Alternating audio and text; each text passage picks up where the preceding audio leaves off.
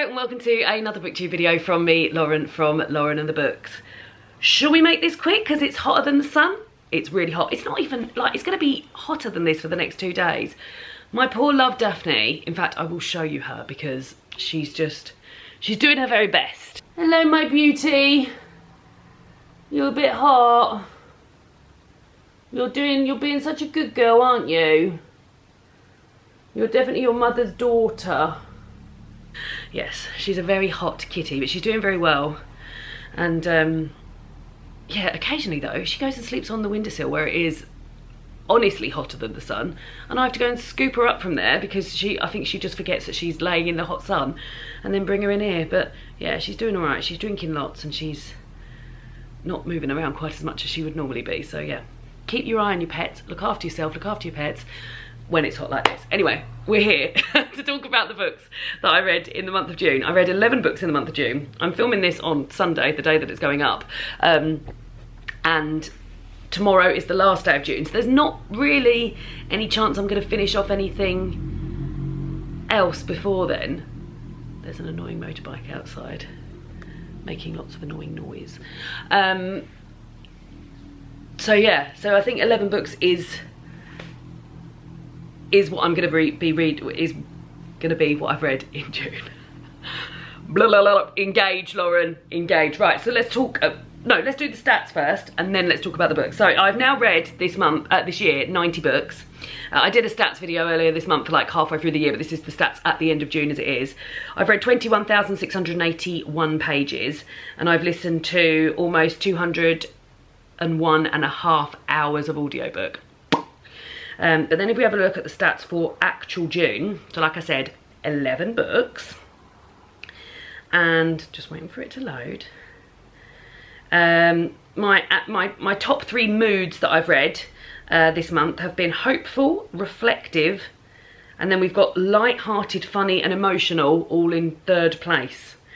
So yeah, hopeful, reflective, light-hearted, funny and emotional.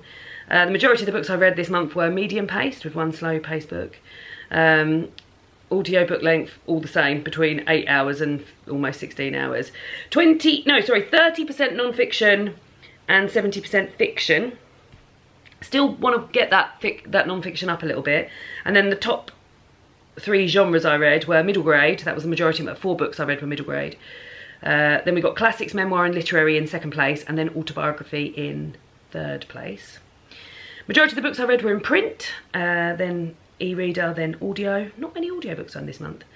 And yeah, majority of the star ratings I gave were 3.75. Love the stats, but let's start. So the first book I read in the month was, well, I finished Emily Climbs by Ellen Montgomery. Last month in May, I was reading a lot of Ellen Montgomery books. I was reading as much of the Anne of Green Gables series as I could. We've got one of those books coming up. And then I started the Emily series by Ellen Montgomery. I've now read 2 of those books. Emily Climbs is the 2nd one. And I will carry on with the 3rd one. I think I'll go for autumn because it feels a little bit autumnal. The nature writing in these Emily books is great, and if that's what you like in the Anne of Green Gables series, then I think you will really like the nature writing in these books. I can't really tell you all that much about the plot without giving away sort of like the first book, but what I will say is that Emily finds her feet a bit more within the family in this 2nd book, and establishes some more sort of relationships and friendships and things like that. Yeah, they're very magical, they're very nice. Anne will always be my love. Anne of Green Gables will always be my favourite, but these are very good and very well enjoyed. God, her glasses are filthy. So if I move on to the 2nd book that I finished this month, and that was Anne of the Islands. This is the 3rd in the Anne of Green Gables series. And yeah, I think I'm going to take a little break now and continue with the other 3 later on in the year. I still think, like, I haven't loved any of the other Anne of Green Gables books, so I've read 3, as much as I love the original Anne of Green Gables. There's just something so special about that book. And I think the reason I don't enjoy the 2nd and 3rd one as much is that there's a character called Davy in it who I really do not like. He is a young lad that Marilla adopts along with his twin sister. And I was told after I reviewed, I was told after I reviewed the 2nd one in my May wrap up that Davy barely appears in the rest of it, but God, there was still too much Davy in here. This is very wholesome, very lovely, and ends in a very nice way. I've been this is a spoiler, but is it a spoiler because it's a really old series? I've been really rooting for Anne and Gilbert for something to happen with those two. And I'm delighted to say that we have got the beginnings of that happening. But yeah, it's really nice to grow up with Anne. I think she's turning into a wonderful woman, just as she was a wonderful girl. And yeah, I'm looking forward to growing older with her still. So yeah, I know there's some sad bits to come because Marilla ain't gonna live forever, so I know that's gonna happen at some point, but yeah, enjoyed. The next up was a library book that I don't have anymore. This wasn't a book that I would normally pick for myself, but I've joined a new book club, which I've mentioned a few times on this channel, at my local library. It's run by the WI, and the first book we read was The Phoenix Ballroom by Ruth Hogan. I think I've bought my mum a few of these books before. I've never read any Ruth Hogan before. Sally Red Shoes is one. Keeper of Lost Things, that's all, those are names that I'm familiar with. I think because they're, a lot of the time they're in supermarkets. And this was fine. It was all sort of wrapped up nicely, and I liked that all of the characters were named after birds. I really like that. Especially as I was really into watching Spring Watch at the beginning of this month. But yeah, the book itself isn't something that I would ordinarily reach for and pick up and be like, oh yeah, this was great. At the book club, you give a rating out of 10, and I gave it a 6, thinking that was quite generous. And everyone else was really shocked that I'd given it a 6 and asked me why I'd rated it so low. So this was my first book club, and I had to sort of like, I was saying, oh well, how I rate it is that I normally rate all of my books out of 5, and my rating is that 1 is I didn't like it, 2 is that it was okay, 3 is it was good, 4 is I really liked it, and 5 is whoa.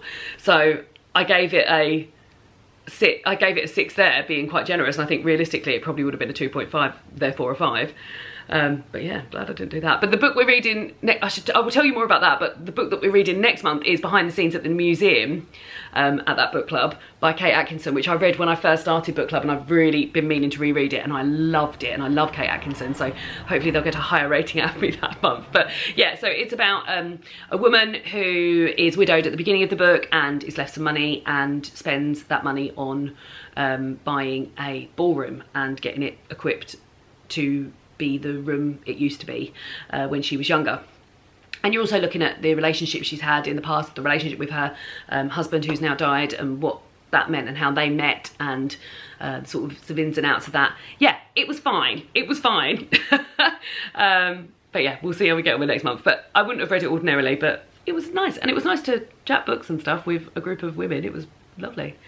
Next up was Our London Lives by Christine Dwyer Hickey. I really enjoyed this. I read this on my e-reader. It is a book about sort of intertwining lives, a bit like One Day, I guess, but not the same day all the time. But you're following these two characters, and you're going back and forth and finding out where they've been in between. And one of them is dealing with alcoholism, and another one is dealing with issues with having had a child and having had to give that child up. Like I said, it felt a bit like One Day, but grittier. Also, both of these people are Irish, so they've got ties to Ireland, and yeah, I enjoyed it, and I enjoyed sort of diving back into their lives with them and coming back out. It's also something I really enjoyed in here, which is abstract.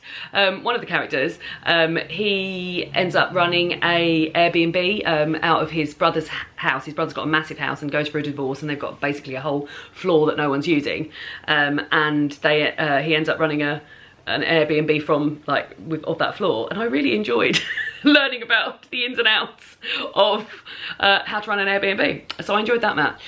There was some good feels like an awful word, but like there were some amazing bits in here about Grenfell and the Grenfell disaster, and the aftermath of that, and the actual happening of that as well, and what that was like for people in the surrounding areas. Not so much hearing about people who lived in the building, but like witnessing that and things. So that was that was interesting to read as well. So yeah, I quite enjoyed it. I didn't love it. I didn't love it. I really hoped I would love it, but I didn't.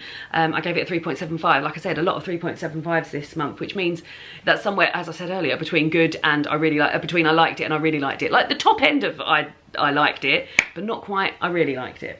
Next up, so I'll mention, Hollowpox, The Hunt for Morrigan Crow, by Jessica Townsend, which I have been listening to, and you would have known that I was listening to more of the series last month as well, because the 4th book is out. I'm now listening to the 4th book.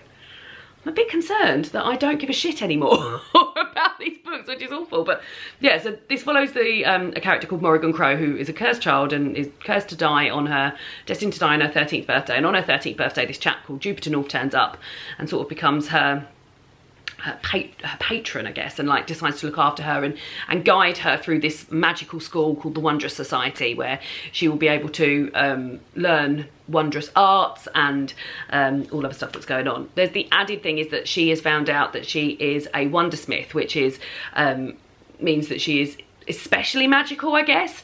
But what has happened to past wondersmiths is that they tend to have gone a bit power crazy and have killed friends and caused awful things.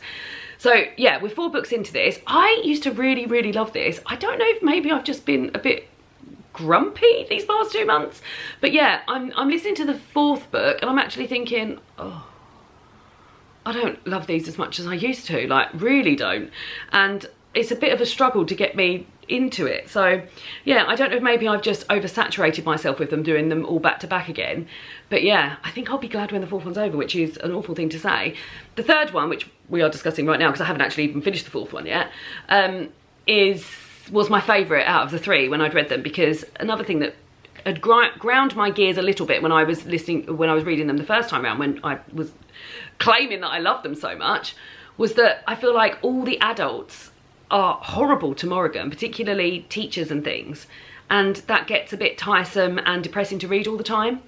And in the 3rd book there is less of that, so that when I was reading the 3rd book I was like beginning to realise that there was a bit more and Morrigan was having a bit more of an enjoyable time.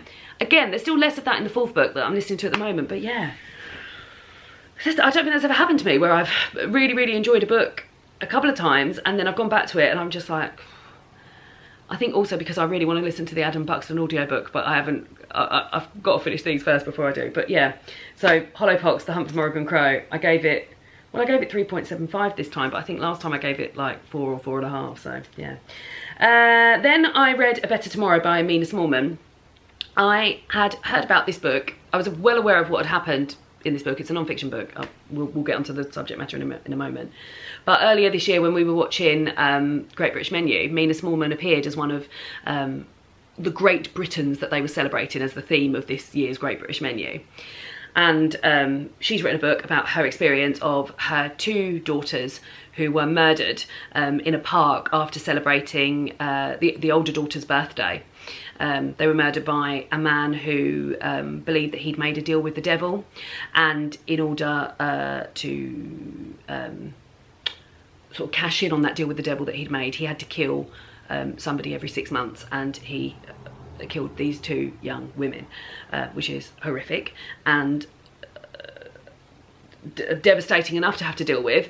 And then on top of that, the 2 police officers that were tasked with guarding Bieber and Nicole's bodies took photos of their bodies and put them on a number of WhatsApp groups saying, oh, I'm guarding these 2 bodies and things like that. So sort of just the disrespect is just disgusting.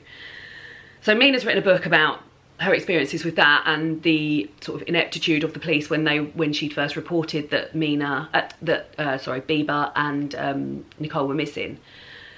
And it was hard to read, obviously, but having made the decision to put that down on the page and share that story time and time again with many people is an extraordinary decision to have made, to have to keep reliving that and talking about that all the time, of something that I can't even begin to imagine how painful that must be, to highlight the atrocities that are going on, not only with violence against women, which is now something, the Vogue campaign is something that Mina's very involved in, but also of what's going on within the police, and like the cover-ups that are being made to exempt people from discipline and stuff like that. So yeah, I found the whole thing hugely affecting and hugely hard to read, but also amazing from Mina to have been able to put it down on the page. There was also that is all horrific, but there was also some stuff in there about her having like exorcised some houses and things like that, and how spiritual she is and religious and things like that, which was, I was a bit like, whoa. I wasn't expecting that to be in there. But yeah, powerful book, would recommend, but hard to go there. Very hard. Next up, I read The Life of an MP by Jess Phillips. Jess Phillips is a Labour MP here in the UK. I consider her very normal, which is how I like my MPs. Very normal. And I followed her on Instagram for quite some time now.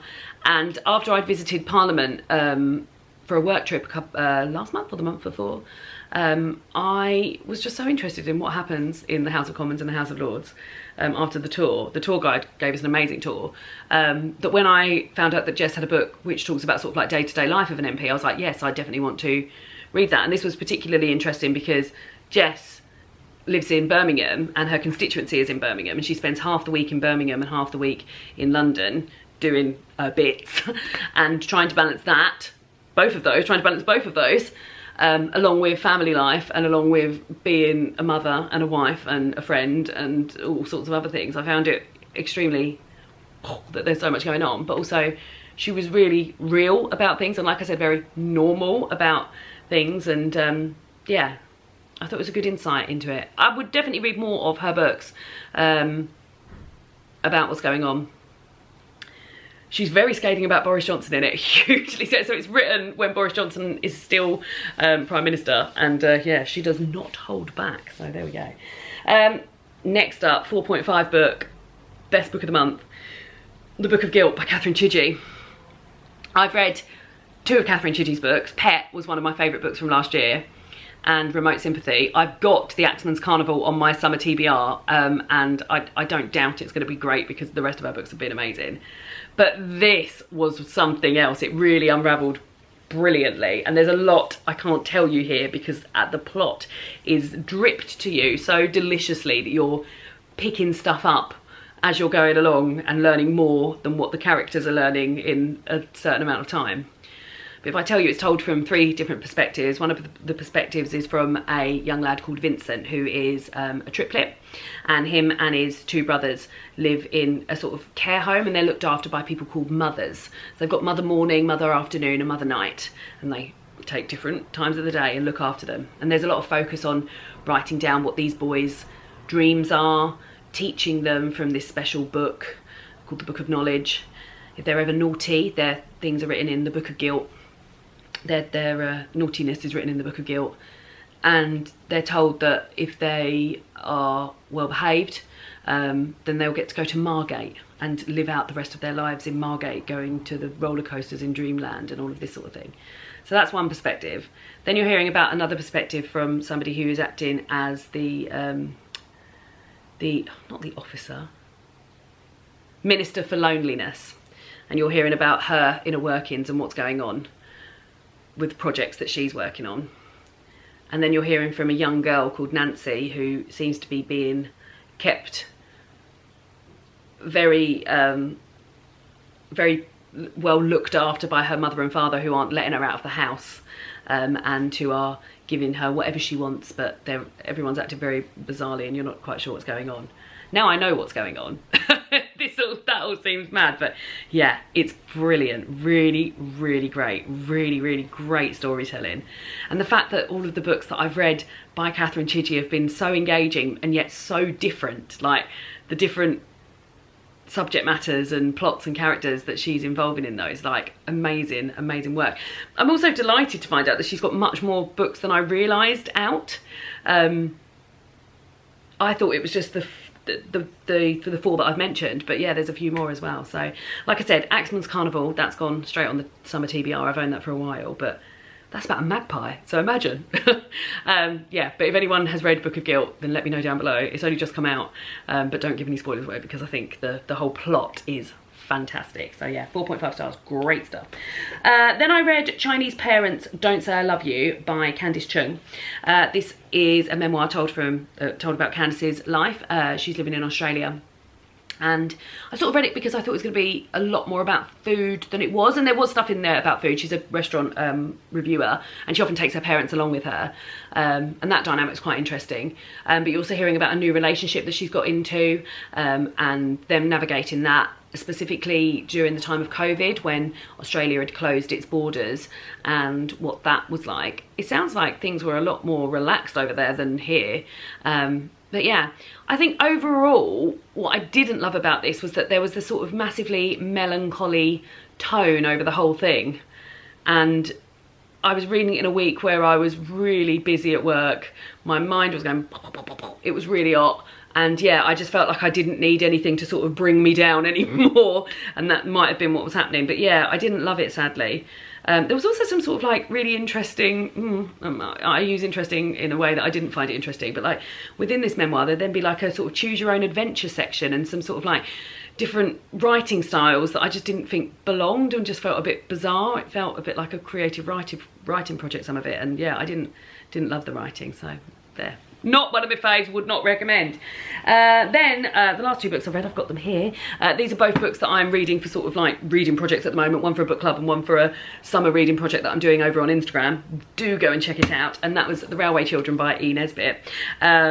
Lovely. So I'm reading, for my summer reading project, I'm reading a book a week from a female author from each decade, and this was from the 1900s. This was published, and part of this is like why I'm so amazed that this was published as early as it was, because it was published in 1906, and it's really charming and lovely and readable, really, really readable for something that was published over 120 years ago. No, just under 120 years ago this was published, and it's really, really readable.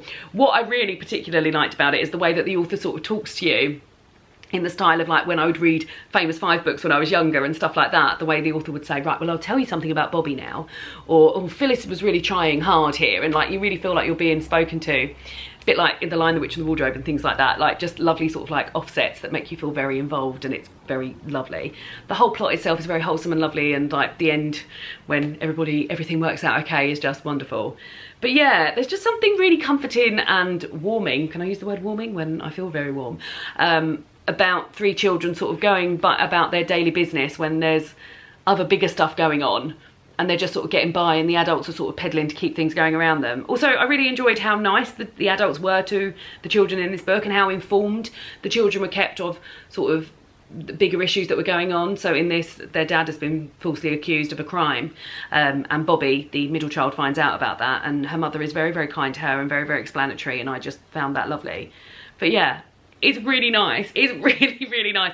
I definitely want to go back and watch the film. And also, David and I recently, not recently, when it came out, Railway Children Returns, we watched that and had a lovely time. So yes, I'll be doing that again. But yeah, enjoyed it a lot. Another 3.75. So do go and check out my summer reading project and follow me on Instagram if you want.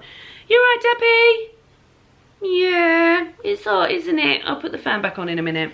And then the last book that I finished this month is the book club book for Patreon Book Club, which is Abroad in Japan by Chris Broad. The theme for this month was travel books, and this one, I enjoyed learning a lot about Japan in here, but I don't know how much I enjoy Chris's voice, and I can't, it's just something about his tone, and I don't know. But yeah, I can't put my finger on what it is. Maybe I will be able to after we've discussed this for book club tonight. But yeah, there's just something about Chris's tone that I don't love. But I did enjoy hearing about his experiences living in Japan, particularly the food. There is so much in here about food, which is very, very enjoyable.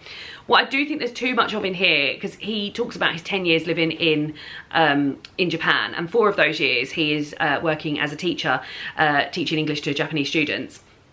And a lot of this, like I would say that like half of it is about that, and his life sort of wasn't half, like his life in Japan wasn't half of that. So, and there's a lot in there about the process of him getting the job and what he has to do, and I think, oh, you've wasted a few chapters on there when I would have just liked to have heard more about delicious ramen. What I did like as the book goes on is that there's a whole section about him being a YouTuber, and he's got a YouTube channel of the same name, Abroad in Japan, where he goes and reviews Japanese restaurants and talk about Japanese ways of life and things like that.